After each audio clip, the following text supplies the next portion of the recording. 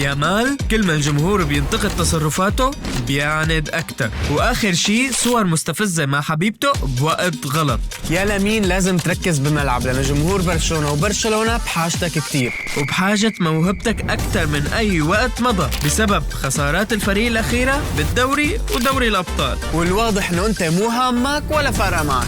من سهرة لسفرة لطيارة وغرقان بالحب. المفروض تكون عم بتحاول ترجع من الإصابة بأسرع وقت ممكن، لأنه إصابتك معتمدة على جسمك، قد ما بتلتزم بالعلاج بترجع أسرع. والجماهير حاطة أمالها عليك من بعد ما أخذت الرقم 10، ومن وقتها أنت ما لعبت غير 5 مباريات بس من أصل 10 هالموسم. وأغلب الجماهير عم بتقول إنه لامين يامال لازم يتعلم كيف يحافظ على موهبته، والواضح إنه ماشي على طريق قدوته نيمار، رغم إنه قدامه المثال الأعظم ميسي اللي حافظ على موهبته وختم اللعبة باعتراف المنافسين قبل المحبين. الثقة بالنفس حلوة كتير ومهمة بهذا العمر، بس زيادتها بتجيب غرور، والغرور لسه كتير بكير عليه لأنك لسه ما حققت شيء. برأيكم هل لسه ممكن النصيحة تنفع مع يامال؟ ولا النادي لازم يتدخل ويجيب له أخصائي نفسي يلحقه قبل فوات الأوان؟